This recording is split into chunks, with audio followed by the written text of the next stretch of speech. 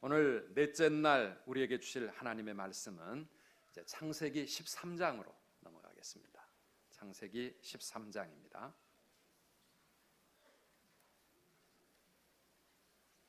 1절에서부터 7절 말씀까지, 1절에서 7절까지 우리 함께 교독하겠습니다. 아브라함이 애굽에서 그와 그의 아내와 모든 소유와 롯과 함께 네겝으로 올라가니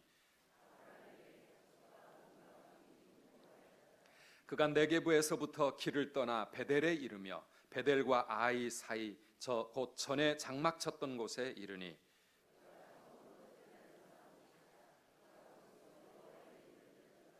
아브라함의 일행 롯도 양과 소와 장막이 있으므로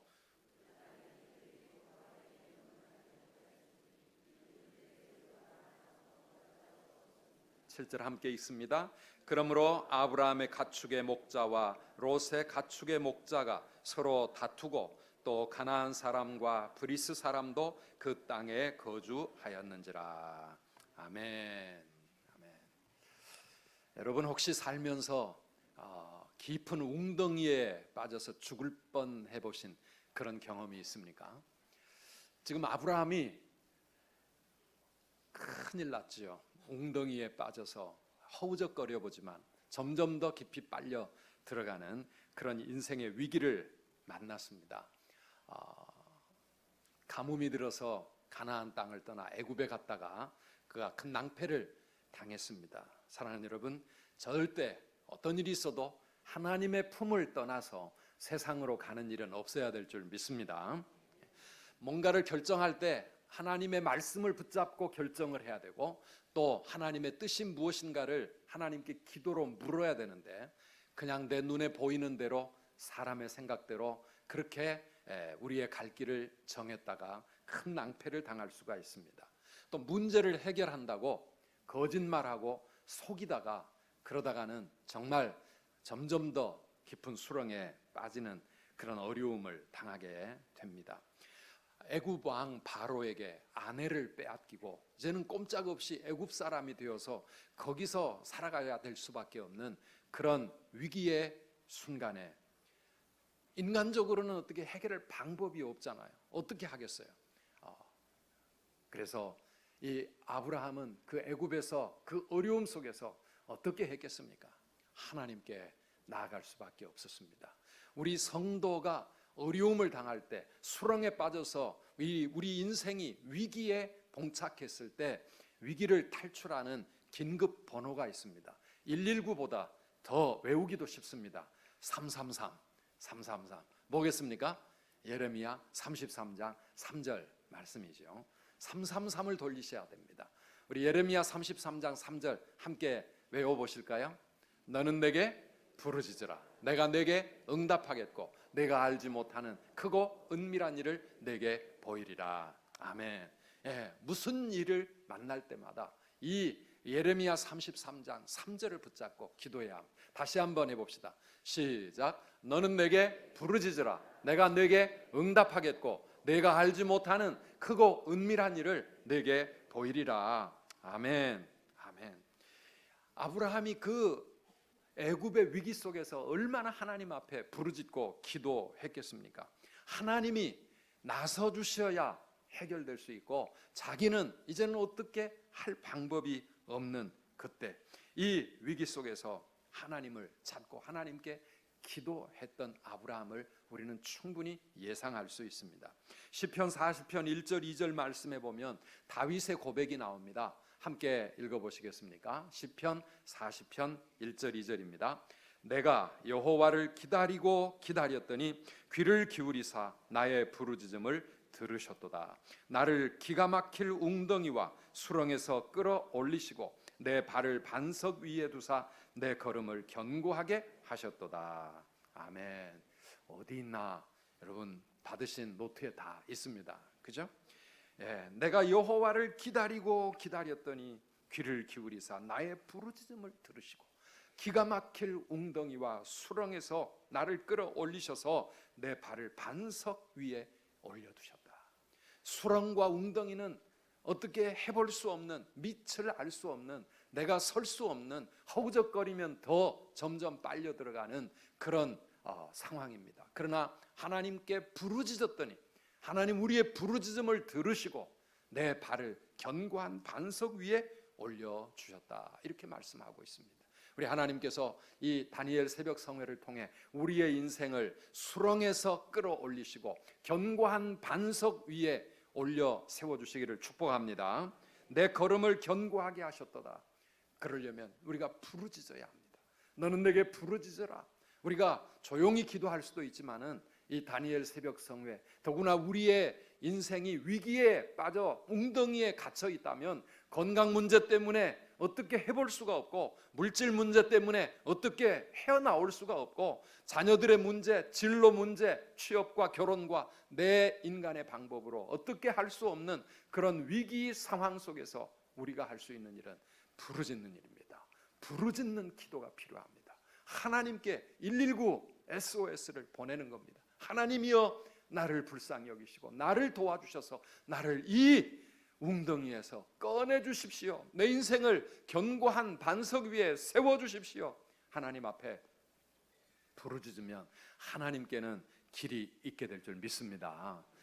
아브라함은 어떻게 해볼 수가 없었지만 하나님이 개입해 들어오시니까 문제가 너무나 어이없게 해결이 되잖아요. 바로의 집에 재앙을 내리시고, 우리 하나님께는요 방법이 무궁무진합니다. 우리가 상상하기 어려운 놀라운 방법들이 하나님께는 있습니다. 홍해를 가르실 때는 태풍이 불어오게 하시고요, 그리고 또 여리고를 무너뜨릴 때는 지진을 일으키시기도 하시고요. 얼마든지 하나님께는 길이 있다. 그래서 우리 하나님 앞에 부르짖고 하나님께 맡겨야 합니다. 우리 나라를 위해서도 우리가 하나님 앞에 부르짖어야 할 때입니다. 길이 없지 않습니까? 웅덩이에 빠졌습니다. AI에 이어 이제는 구제역까지 죄 없는 짐승들만 죽어나가고 있는데, 정말 우리가 하나님 앞에 이 나라를 위해, 수렁에 빠진 이 나라를 위해 기도해야 될 줄 믿습니다.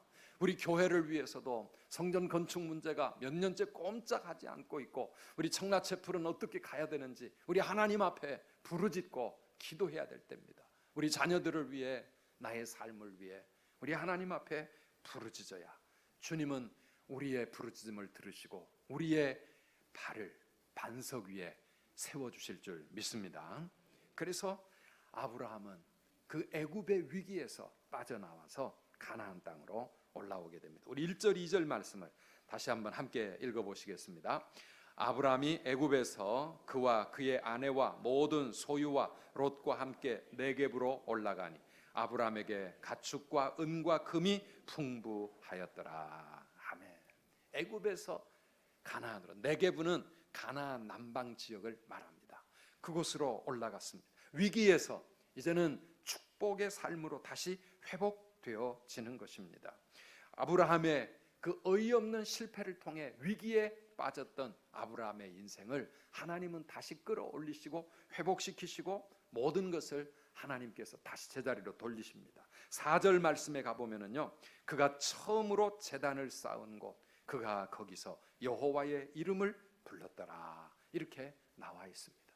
하나님, 다시 하나님을 예배하고 하나님을 믿음으로 붙잡고 살아가는 그런 인생으로 바뀌어졌고 그의 삶이 회복되었습니다. 이런 은혜가 오늘 우리의 가정에도 우리의 삶에도 있기를 주의 이름으로 축복합니다. 그래서 위기가 뭘로 바뀌었어요? 축복으로 바뀌었어요. 위기가 축복으로 바뀌고 웅덩이가 견고한 반석으로 바뀌고 나의 인생에 이러한 하나님의 은혜가 임하고 있습니다. 이게 아브라함의 하나님이 행하시는 놀라운 역사였습니다. 그런데 오늘 본문 말씀을 더 읽어가 보면 이제는 축복이 다시 시험거리가 되고 있는 것을 볼 수가 있습니다. 많은 소유 때문에 아브라함과 롯의 가정에 갈등이 일어났습니다. 서로 다툼이 일어났습니다. 5절에서 7절까지의 말씀을 함께 읽어보겠습니다. 아브라함의 일행 롯도 양과 소와 장막이 있으므로 그 땅이 그들이 동거하기에 넉넉하지 못하였으니 이는 그들의 소유가 많아서 동거할 수 없었음이니라.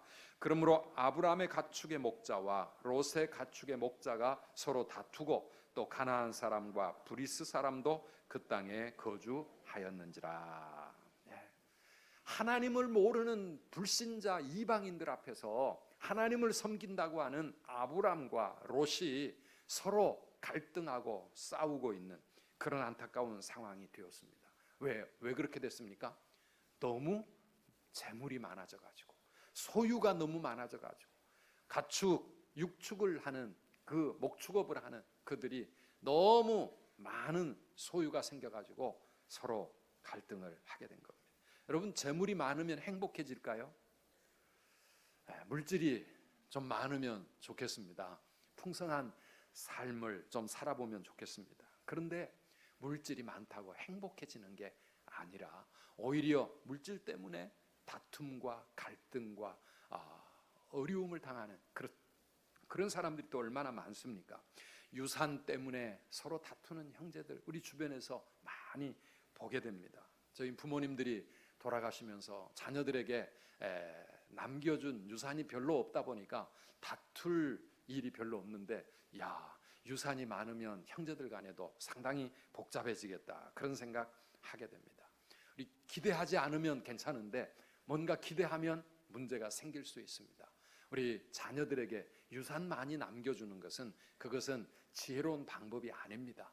내가 보람있게 의미 있게 하나님이 기뻐하시는 일에 마음껏 쓰고 가시는 것이 좋고요, 자녀들은 자기들의 힘으로 자기들의 인생의 길을 그렇게 살아가도록 하는 것이 훨씬 좋습니다.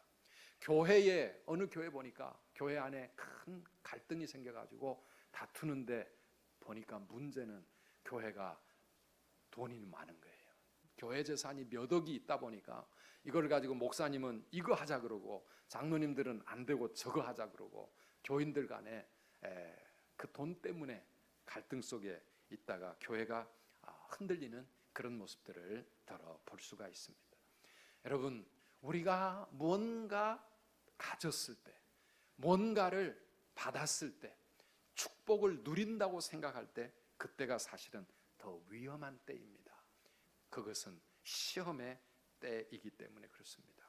그래서 가졌을 때 모든 문제가 어려움이 해결되고 평안할 때 넘어지는 사람들이 얼마나 많습니까?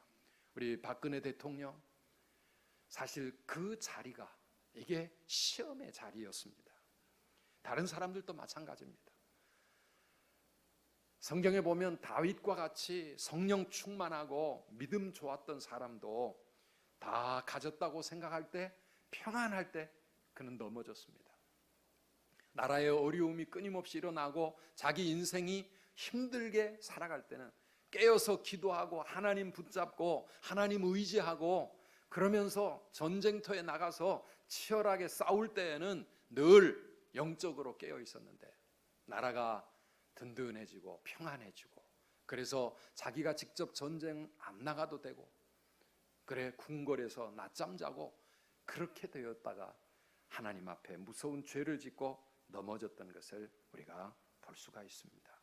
하나님께서 우리에게 축복을 주시기를 기뻐하시고, 아브라함아 내가 너를 복으로 만들어 주겠다, 우리들을 향하여서도 내가 너에게 복을 주고 너는 그러니 복이 될지라, 우리를 축복하시기를 기뻐하시는 하나님이시지만 하나님의 마음에 늘 우리를 바라볼 때 걱정이 있답니다. 이스라엘 백성들을 볼 때 늘 마음에 걱정이 있었습니다. 하나님의 걱정이 무엇입니까? 신명기 8장 12절에서 14절 말씀입니다. 우리 함께 읽어보실까요?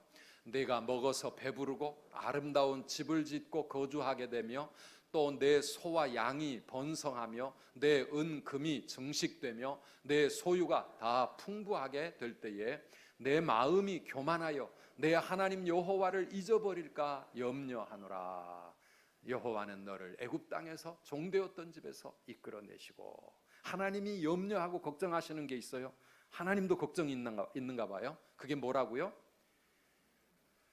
우리가 평안하고 우리가 여유가 생기고 우리가 잘 먹고 잘 살게 되어 하나님을 떠나게 될까, 우리의 마음이 교만해질까 봐 하나님은 그거 염려하고 계시는 겁니다. 여러분, 나는 절대 안 그럴 것 같죠? 하나님 나에게만 좀 주시기만 해보세요. 내가 얼마든지 그거 가지고 하나님 기쁘시게 해드릴 겁니다. 그런 마음 우리는 가지고 하나님 나를 모르십니까? 막 이런 마음이 들지 모르지만은, 그런데 우리 주변에 보면 많은 사람들이 교만해지고 넘어질 때 많습니다. 조금 평안해지면 기도하지 않습니다. 나태해집니다. 좀 평안해지면 영적으로 무뎌지기 시작합니다. 우리 목회자들도 보니까 조금 나아지니까 딴 생각하고, 그래가지고 하나님 앞에 크게 넘어지는 사람들 많이 볼 수 있습니다. 우리나라가 가난하고 우리가 살기 힘들었던 때, 그렇게 힘든 가운데서도 하나님 앞에 믿음으로 살아보려고 기도하며 하나님 의지하며 얼마나 부르짖고 하나님 앞에 가까이 나아갔습니까? 그런데 요즘 좀 살만해지니까 기도하지 않습니다. 새벽 기도, 철야 기도 점점 더 약해져 가고 있습니다. 조금 산다고 생각되는 그런 사람들은 게을러집니다. 우리 젊은 세대, 다음 세대, 우리 예전만큼 그렇게 하나님을 향하여 애타는 간절한 믿음 찾아보기가 쉽지가 않습니다. 사랑하는 여러분, 축복이라고 하는 것은 우리가 사모하고 우리가 기도해야 되지만, 그런데 그것이 우리에게 시험이라고 하는 것을 우리는 잊어서는 안 됩니다. 우리가 남보다 다른 사람이 사모하는 복을 그래도 조금 더 받았다고 생각이 된다면 우리 하나님 앞에서 정신을 차려야 합니다. 그것이 물질이 되었던, 어떤 지위가 되었던, 교회의 직분이 되어질 수도 있고, 건강한 몸, 또 남보다 더 재능 있는 탤런트, 이러한 것들이 우리에게 주어졌다고 하면 이거는 내 인생의 시험과 같은 것이다. 이 시험에서 내가 패스하지 않으면 이 시험에 내가 넘어질 수밖에 없다고 우리는 긴장해야 합니다. 하나님이 우리를 테스트하고 있기 때문입니다. 그 받은 축복으로 뭘 하고 있는지 하나님은 우리를 테스트하고 계십니다. 하나님이 우리에게 주시는 복이 있다고 하면 그 복으로 우리는 세상 모든 다른 사람들을 복되게 해야 될 사명이 있는 사람들인 줄 믿습니다. 아직 우리에게 애타는 사모하는 축복이 아직 오고 있지 않다고 하면 하나님이 나를 복주지 않으시나 보다 이렇게 생각하지 마시고요. 내가 그릇을 더 만들어야 되는 때일까 보다. 하나님이 나에게 아직까지도 축복의 그릇을 준비하라고 주시는 훈련의 시간인가 보다. 사랑하는 여러분, 아직도 내 삶에 해결해야 될 숙제가 있다고 하면, 기도하며 부르짖어야 될 기도의 제목이 있다고 하면 우리는 오히려 감사해야 합니다. 나를 영적으로 깨어있게 만드시는구나, 계속해서 기도하게 만드시는구나. 여러분 그러잖아요.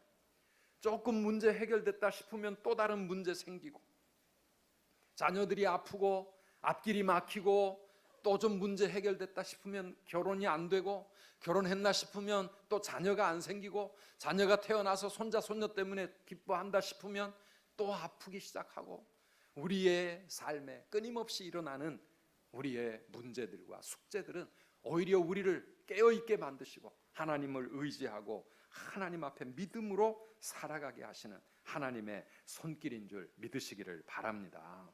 그때 우리는 하나님 앞에서 축복의 그릇을 준비해야 되는데, 축복의 그릇을 준비한다는 것이 뭡니까? 무슨 시장에 가서 큰 그릇을 사놓고 그거 놓고 기도하시겠습니까? 그게 아니고 하나님 앞에 내가 더 낮아지고 겸손해지는 겁니다.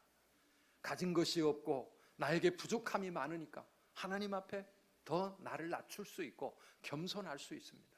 이 겸손이 그냥 어쩔 수 없이 내 상황이 이러니까 겸손한 게 아니라, 그것이 내 신앙 인격이 되고 체질이 될 만큼 내가 겸손한 사람이 되어질 때까지 하나님은 기다리고 계실지 모릅니다. 부지런하고 성실함을 내가 힘들 때 배워야 합니다. 만약에 이게 내 체질이 안 된 채 나에게 뭔가 주어진다면 우리는 금방 게을러지고 금방 엉뚱한 생각을 하기 때문에 그렇습니다. 내가 힘들 때 하나님 앞에 기도하면서 사명을 찾아야 합니다. 하나님 나에게 물질을 주시고 나에게 건강을 주시고 나를 하나님께서 내 길을 열어주시면 내게 주시는 그 축복으로 내가 다른 사람을 섬기고 내가 하나님 기뻐하시는 이 일에 내가 하나님 앞에 드릴 겁니다. 하나님 앞에 그렇게 그냥 임기응변으로 거짓말하는 게 아니라 하나님 앞에 충분히 내게 주어진 인생의 사명이 무엇인지를 그 힘들 때 우리가 깨닫고 배워가야 합니다. 어려운 사람들을 돌아보고 배려하는 그런 충분히 이런 마음들이 갖추어진 후에 하나님이 우리에게 축복을 주시고 은혜를 주셔야, 그래야 우리가 하나님 앞에서 바른 모습으로 그 축복을 감당할 수가 있습니다. 그렇지 않으면은요, 준비 안 된 채 받는 사람들 보면은요, 조금 가졌다고 갑질을 합니다. 다른 사람들 무시하고 정말 꼴불견으로 살아가는 그런 가진 사람들이 될 수 있습니다. 사명 없이 주어진 것 가지고 허랑방탕하다가 망하는 사람들이 우리 주위에 얼마나 많습니까? 사랑하는 여러분, 우리는 힘들 때 아직까지 뭔가를 해결받지 못하고 하나님 앞에 계속해서 기도해야 될 때, 그럴 때 축복의 그릇, 하나님이 그래 너는 되겠구나, 내가 염려하지 않고 이제는 너에게 모든 거 맡겨도 되겠구나 하시면서 축복의 문을 열어 주실 수 있는 그런 축복의 그릇들을 잘 준비해 나가실 수 있기를 간절히 바랍니다. 준비되셨습니까? 다 된 것 같죠? 하나님 주시기만 해보세요. 나 준비 다 됐습니다. 하나님 왜 그걸 모르십니까? 하나님 앞에 우리 그런 생각할지 모르지만 내가 보기에는 준비 다 된 것 같아도요, 하나님이 보실 때 정말 준비된 그런 믿음의 그릇 가지시기를 주의 이름으로 축원합니다.